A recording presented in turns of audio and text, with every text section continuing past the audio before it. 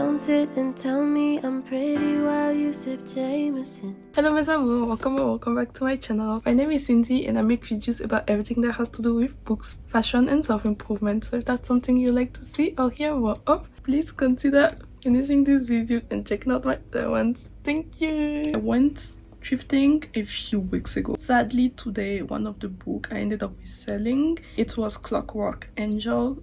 It was Clockwork Orange.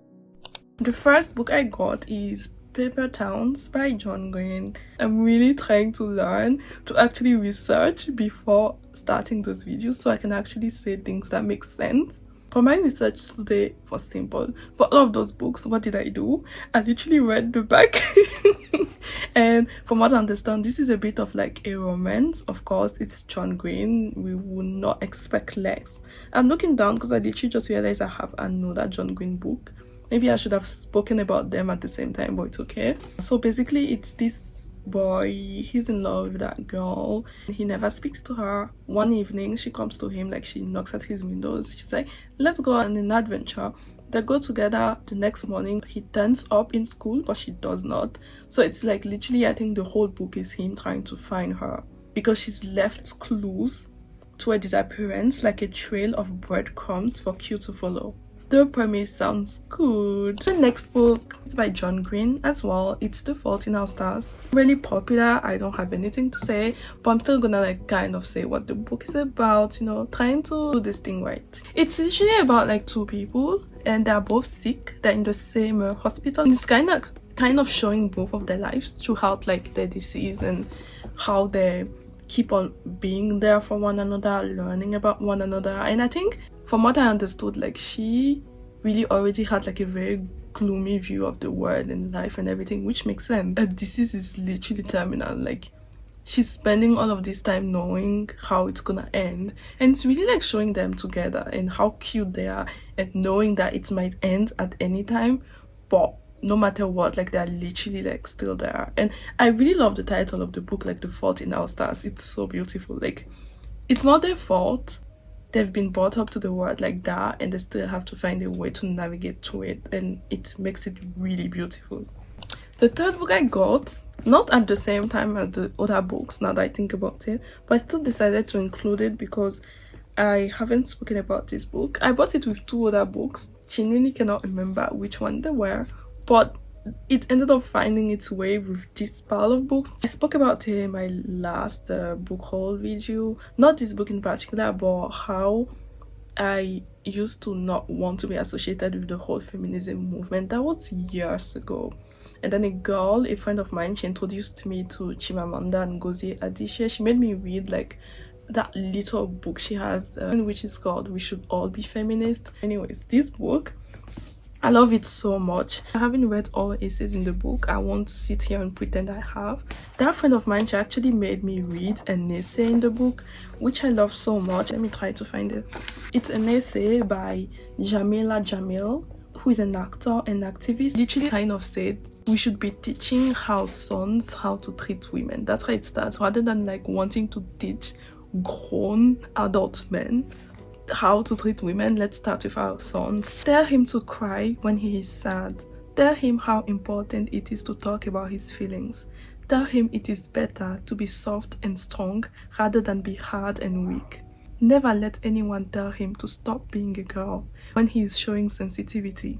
By narrowing our ridiculous prescribed gender roles, we will come closer together and no longer be such a mystery to one another, which will dilute the fear and mistrust men have towards us.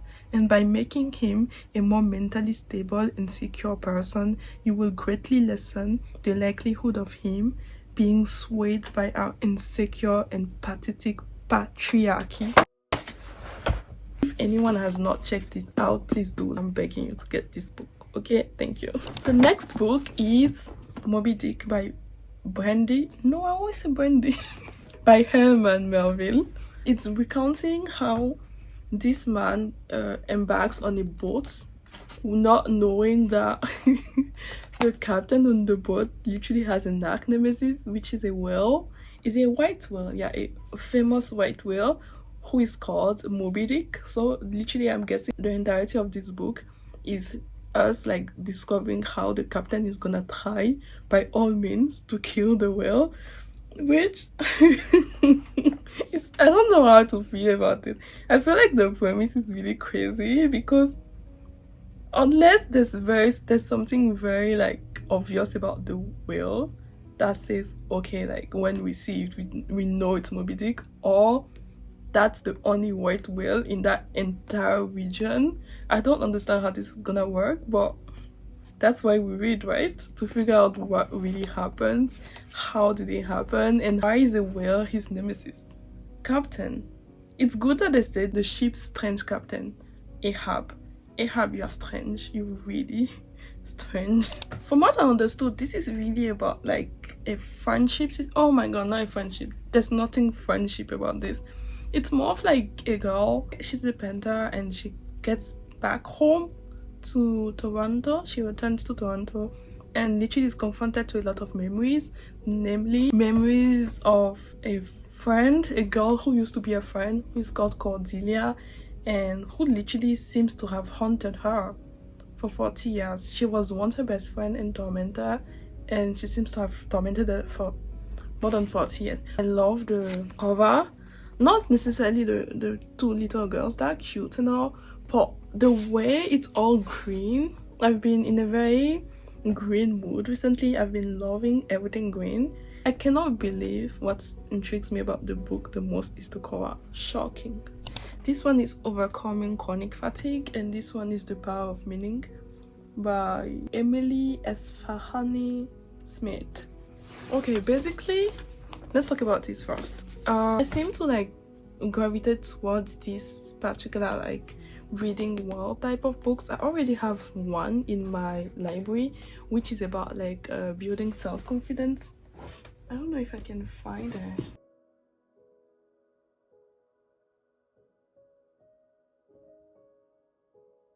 This is literally like my own copy on overcoming low self-esteem. I do have another copy written by the same writer on self-esteem somewhere there that I'm not gonna look for. But basically, yeah, I got it and I decided to get this again because I feel like, especially since the beginning of winter, if I have to be honest, I've been struggling a lot with like feeling fatigued on a regular basis. So I really want to like figure out what is going on with me. I know it's like the weather, the absence and the lack of vitamin D. So it's been very difficult for me to have to go about like my daily activities feeling so tired, you know. So I decided to get this book, but genuinely I haven't read it yet. This one is about like the power of meaning on creating a life that matters. I really love like self-help books, like personal development books. I have not read much in 2022, so I stopped reading them, but genuinely I feel like it got to a point of my life where I was reading more like self-help and personal development books than fiction books because I really wanted to like develop myself, if that makes sense. The next book I got is John Steinbeck of Mice and Men. From what I understood, it's really a story of like two men being there for each other, but like one of them is literally like, I don't know how to explain it, like difficult to control, I would say, and it's like he finds it really difficult to control his emotions, and of course that kind of makes him a threat to like older people. So it's really about their friendship and one being there for one another, which is really nice. It's a short book and I feel like it will be a quick read and all. And yeah, I knew there was a third non-fiction book. It's The Key to Happiness by Meg Wiking, and it's the author of The Little Book of Heyyyy. When I saw the book, I was very intrigued because like personally I do not believe in happiness forever. I do believe like it's a state of mind, and like sometimes you're happy, sometimes you're not. It's normal, it happens. Like the same way you won't be sad forever, it's the same way you won't be happy forever. So when I saw it, I was like, oosh. I was like, what is it that he thinks he's unlocked that we haven't? So I really want to check it out. It would be really funny if literally the key of to happiness is to not pursue happiness, don't you think? The next book I got is The Canterbury Tales by Geoffrey Chaucer. This one I'm not even gonna pretend I know anything about it. There's no summary at the back, you know, that I can quickly read. I love the copy. I love those kind of books. I've resold quite a lot in this particular format, and every time I find them, I'm like, come here, you're mine now, you're mine. The next book I got is 13. I spoke about 13 at length. It's the first book I read, the only book, if I have to be honest, I read by Steve Kavanagh that made me fall in love with him, and I cannot wait to read his other books. Like, I'm literally collecting them by now. I think I have The Devil's Advocate, and 50/50 is actually signed by him, and yeah, I really love him because of how crazy his ideas is. Like, can you imagine the serial killer isn't on trial, he's on the jury? Like, how does that even happen? How?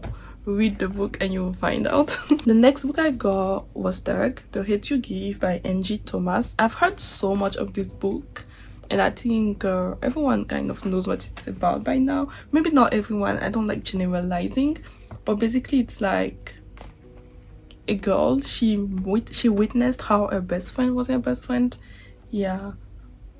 killed literally by a police officer, and now she's like in the middle where she's like, I could tell the truth and it will create issues, like, and it might impact my life, or I could shut up and watch it unravel. They've made a movie out of it. I haven't watched it yet, but yeah, I genuinely would recommend to anyone to try to expand their reading horizon. So if it's you've been reading a particular type of books your entire life, try.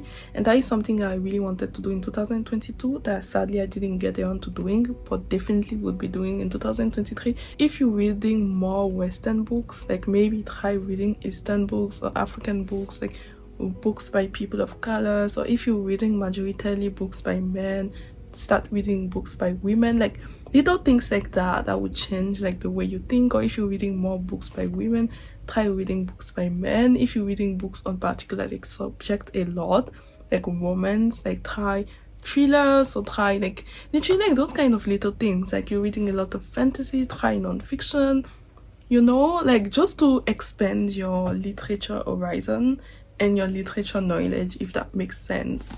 So that's a book I would recommend. The subject is heavy. I do not expect everyone to read it and enjoy it, but I feel not all the time we should read to enjoy. I have to remind myself a lot of times that you don't have to always be reading to entertain yourself. Sometimes you can read to inform yourself. You can read to learn about other people, other cultures, other realities. So yeah, with that, I'm gonna move to the next book. The next book I'm going to talk about is Notting Hill Carnival, a West Side Story. That's more of a short story, if I have to be honest. I don't really know much about it, but I know it's by the author of Queenie. And Queenie, I've heard so many good things about it. Sadly, I haven't read it yet. I know I should be reading those books. I don't know why I'm not, especially when you have so many people raving about a book, telling others, read them. Oh my god, the premise sounds so cute. It's giving Romeo and Juliet.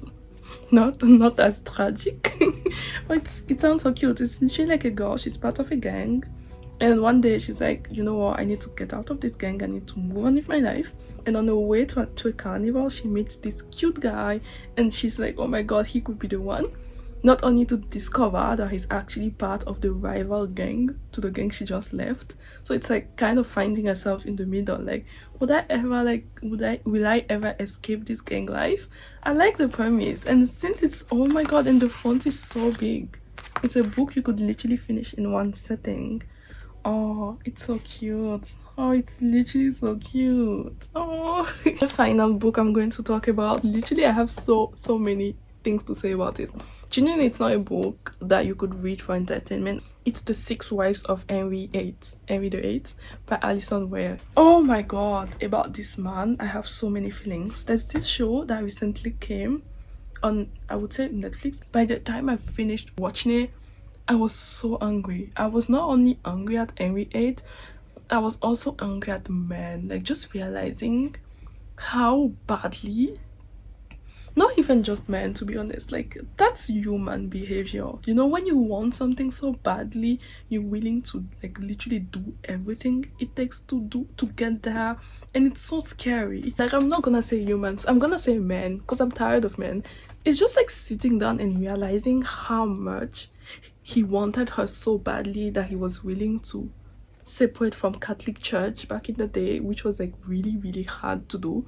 It took a long time. It actually took a very long time for it to happen. And throughout this entire time, they were not having the S word, you know? They were literally like in love. And people want to see Anne as this like manipulative woman. And that's why I really recommend this show if you're interested in like England history. But from all of his sayings, Anne was the one who touched his heart. She was the love of his life. But to see how easily it was for him to discard her, to the extent that he did everything for her to be killed, creating all possible claims against her, is so crazy to me. It scares me even more than like someone would do that to me after everything we went through to get where we got. It's like, oh my god, no thank you, like just go, I don't want you. What actually is funny about it, and I think what history really, really loves about it, is the woman he replaced her with, they had a son together. She died giving birth to the son, but it's Anne's daughter, their daughter, that ended up reigning on England for 40 plus years, if I'm not mistaken. The irony of it all, if I have to say, like genuinely the irony of it all, like I'm sure he's turning in his grave now and it doesn't matter, because after her it was another woman that reigned on the throne, and yeah, now it's a man, but like still. History is crazy, but this particular history about this particular man is even like crazier. That's why I ended up getting the book. You guys, with that, this is the end of the haul. Thank you all for watching. Hope to see you in the next video. Please let me know in the comment section down below which book you liked and what are your thoughts about like any of those books. Up until next time, love you, mes amours. Bye.